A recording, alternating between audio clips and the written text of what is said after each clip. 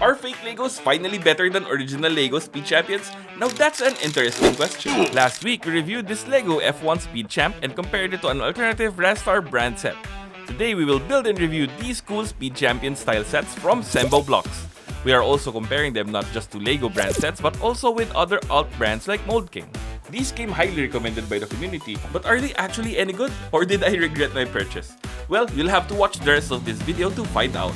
All this and more on today's BrickScore review. This brand has come up more than once in my comment section and I was admittedly curious, so I got these two from a local shopping app. This one is very clearly Lamborghini inspired. I say inspired with the largest air quotes in the world. And this one, I don't know what this one is. They sent me the wrong thing. I ordered the Peugeot Le Mans hypercar because I wanted to reference the other Le Mans hypercar that we did, but no, they had to send me this thing. Chat, I need your help identifying this car. Please leave a comment down below. I ran into a couple of problems during the build process. First, the bags are not numbered, which is not a big deal for a set of this size. Plenty of alt bricks come in unnumbered bags. But then comes the manual. It's a fold-out brochure which, fine. But then see this? It's arranged in columns. You are supposed to read the instructions from the top down and then left to right. It's annoying to say the least because it takes up a lot of space. And the worst part is near the end, you get this. Yeah, you really need to pay attention to the numbers near the end. For now, I am not impressed, but let's see if SEMBO can turn things around. The price might just save this set for me, but let's talk about that in a moment. This set comes with a rather large sticker sheet and I did not bother putting everything on. With that said, I actually like the kind of stickers they gave us here. They are transfer decals which are more common in model making than with brick builds. It's certainly an interesting choice. When you first use them, you may notice that the plastic transfer sheet is a larger cut around the print. What you do is align and press it on your piece as normal, then you sort of rub it on so the decal fully transfers from the transfer sheet to your part. Then, carefully pull the sheet away to reveal a hopefully perfectly applied decal. Don't be impatient like me and end up with horrible applications. Decals are perfect for those who are annoyed at the poorly color-matched stickers that appear in alt and in even some original Lego sets. There is definitely a bit of a learning curve here, but it can be quite rewarding. And again, the stickers are transfer decals, so if it touches the plastic, then you have no choice but to continue. Otherwise, it just damages the decal. In chess terms, that is called a touch move, and I am as good at chess as I am with stickers. That is to say, I'm not very good at any of them. And here are the two sets fully built. They are both 8-wide cars, but only one of them can accommodate a minifig driver. Let's talk about that a bit later. Here is the Lamborghini Sian inspired car, set number 714541. It came with 332 pieces and it took me less than an hour to finish the build. The overall shaping is nice and streamlined and the shade of green used is just right. From the front, I like how they designed it almost like an optical illusion, where through the use of black pieces, the trans-clear headlight piece appears to be floating. From the side, the car looks aerodynamic even for a brick-built vehicle. The doors here are only stickers and they do not open. And of course, I did not expect them to. The wheels have this shiny gold coating and they turn okay if you are holding the car, but they scrape the wheel well when you put it down. From the rear, the first thing you may notice are these tiny trans red pieces. They were finicky to align and easy to lose. The underside is smooth and not a lot of anti-studs are exposed. This would have helped the car glide smoother on any surface, but again, the scraping wheels instantly interfere. Here is a Lego bird's eye view of the set.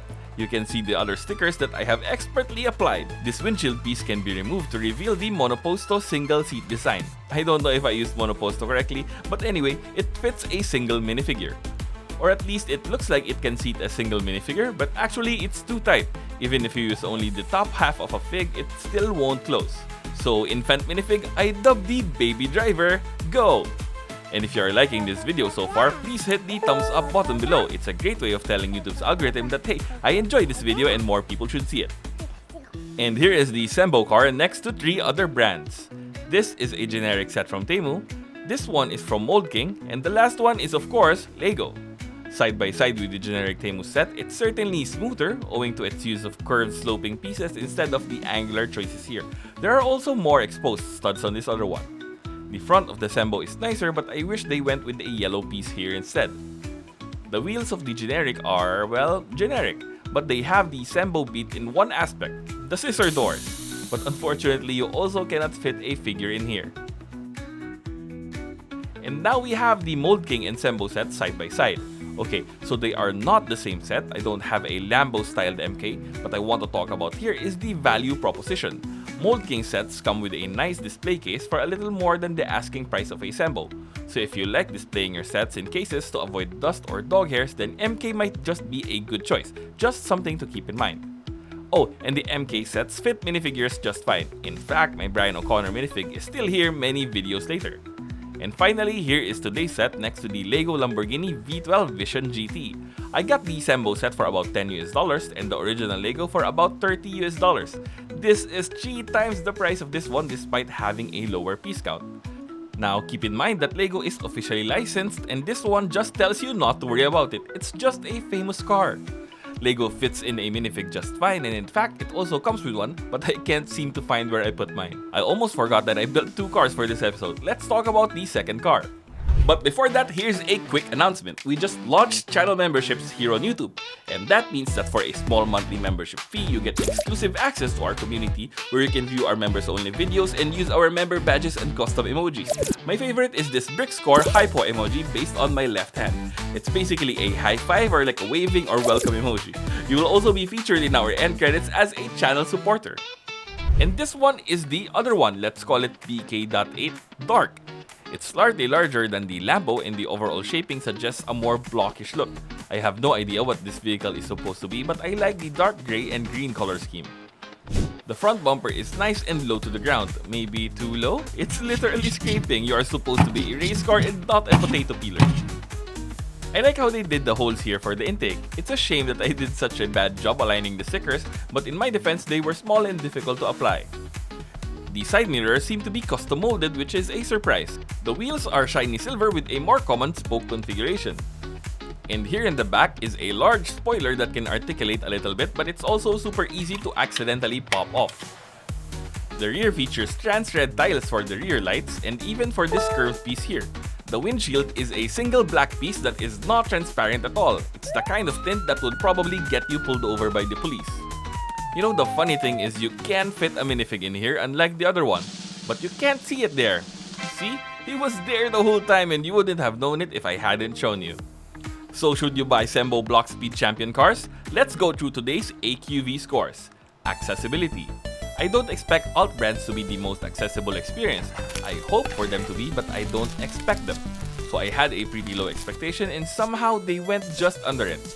I hate this columnar vertical approach to the instructions, not just because it's different, but because it doesn't make sense. It's not intuitive. The design techniques were fine, it's not instantly falling apart, so that's good. Accessibility score of 3 out of 5 stars. Quality. SEMBO was recommended a few times in our comment section, so I was really looking forward to these. The quality of the designs and the clutch power of the bricks were, to put it kindly, average for alt bricks. I think I expected more, and don't get me wrong, these look fine. I like the styling of the Lambo in the unique wheels, but it's a crowded segment. There are a lot of 8-wide cars and a majority of them can fit a minifigure just fine. It's slightly better than truly nameless bricks, but underwhelming when compared to alt brands like MouldKing and even Rio Bricks. Quality score of 3 out of 5 stars. Value. Each one is less than $10. Against the original name brand Speed Champions, the price is amazing. Against other alts, it starts to lose its footing. The price is close enough that it's not a compelling offer. Value score of 3 out of 5 stars. Not the best outing for SEMBO, but I still look forward to building mechs from this brand. Perhaps those would be more convincing. So make sure you are subscribed so you don't miss any of our future videos. And wow, I'm building quite a collection of alternative brand Speed Champion style sets. If you want to see more of these reviews, then why not click here to go through our playlist. See you in our next video.